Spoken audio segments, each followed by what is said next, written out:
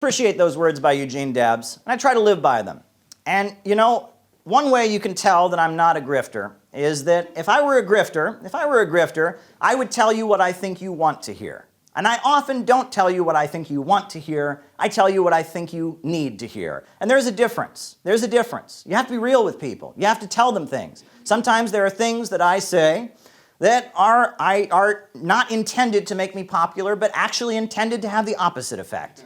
I often will say things that need to be said in the socialist movement, that need to be made clear to the broad masses of people that are getting interested in socialism, that need to be clear to the folks that are getting involved in socialist activism, things that will not make me popular. I don't care. I'm here to tell you what you need to hear, not what I think you want to hear. One thing that I've been absolutely clear about. I will never forget that when I was a small child, I remember I was reading a book about Dr. Martin Luther King Jr. And I read about how when Dr. Martin Luther King Jr. and the civil rights movement was organizing and protesting, there were obviously many people who disagreed with them for various reasons. And sometimes these people who did not agree with Dr. Martin Luther King Jr., they would assemble and they would have manure and feces and they would throw them at the civil rights marchers. Did you know this? This happened. The Southern racists, you know, go away and would throw literal feces at them. And I remember reading that as a kid and thinking, my goodness. Now, imagine one of those people was sitting in front of me.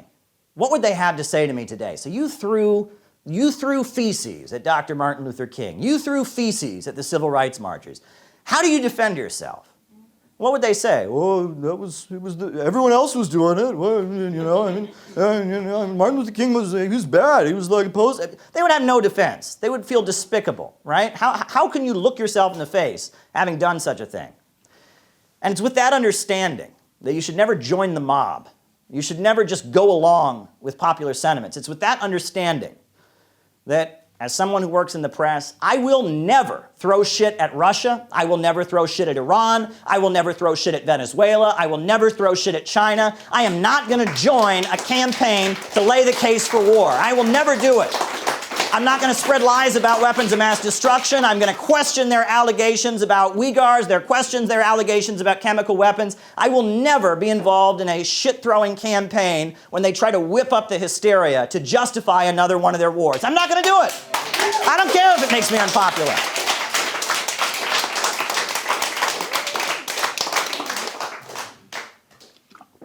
Furthermore, I'm going to be honest about what a human being is.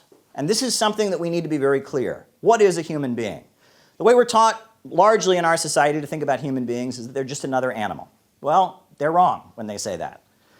Because if you look at ants, ants have been building their ant farms the exact same way for millions of years. And beavers, they've been building their beaver dams the exact same way for millions of years. But in just about 7 or 8,000 years, human beings have gone from hunter-gatherers in the woods to space travel and iPhones. That is not just another animal. We are constantly changing the way we interact with our environment. The human being is the tool maker. It is constantly shifting and moving toward a higher stage. And growth and innovation and creativity are what defines human beings and separates human beings from animals. We reinvent ourselves. We rise to a higher plane. We want to have a better life than we already have. We want our children to have a better life than we have. That is the nature of human beings. Human beings are all about growth. Human beings are all about expansion. That is the nature of the human being. So when people come out and they say, well, you know, the answer to climate change is we just have to have less. We just have to degrow. I say no. The first ecological crisis in human history came about 7 or 8,000 years ago, when we, with our ability to make tools and sticks and rocks, we got too good at hunting and gathering. We got too good at it. We were killing too many animals. We were gathering too many fruits and nuts. There was a scarcity of fruits and nuts to gather. There weren't too many animals. We killed too many of them. So as a result of that, what did we do? Did we degrow? Did we say, all right, everyone's got to have less children? Oh, we all got to eat half as much? No. Well, what did we do? We changed the way we interact with our environment. We developed agriculture. We started growing crops. Right? We started domesticating animals. And the first economic, political, and social revolution was human beings responding to an ecological crisis. The old way of interacting with our environment was unsustainable, so we moved to a higher mode of production. And the current crisis that's spawning climate change requires the same response. Fossil fuels is not sustainable, right? Fossil fuels is not going to work. Climate change is a reality. And furthermore, the fossil fuel-based economy is what keeps the world poor. It's, look at Wall Street. The big banks and big corporations on Wall Street are also tied in with the big oil monopolies. We got the big four super majors, ExxonMobil, BP, Shell, and Chevron. And in addition to them, it's like, BP, that's basically HSBC Bank. Chase Bank, that's pretty much ExxonMobil. It's JP Morgan and the Rockefellers. And the Wall Street global order is based on having an oil-centered economy. We need to get beyond an oil-centered economy. That is the solution to climate change. We need to change the way we interact with our environment, not to have less, but to have more in a sustainable way.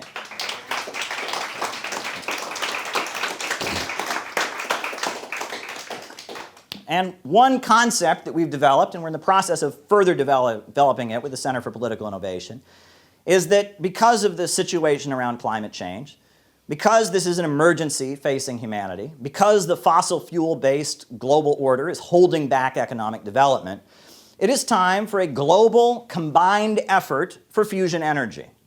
Instead of having it be a competition where China is working on fusion energy and South Africa is working on fusion energy and India is working on it and there's a lab in Boston and there's a lab in New Jersey and there's a lab in California.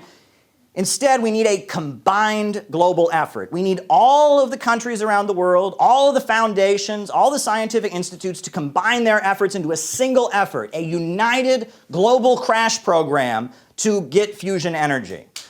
That is the idea. We should have one place in the center of the heartland of the United States of America, one international territory, a new UN, a climate change fusion UN in the center of the United States of America called Fusion City. That is what we have developed, a global combined effort to save humanity from the nightmare of fossil fuels. We call for Fusion City now. Fusion City now. Fusion City now. Fusion City now. Fusion City now. Fusion City now! Fusion City now! Fusion City now! Fusion City now!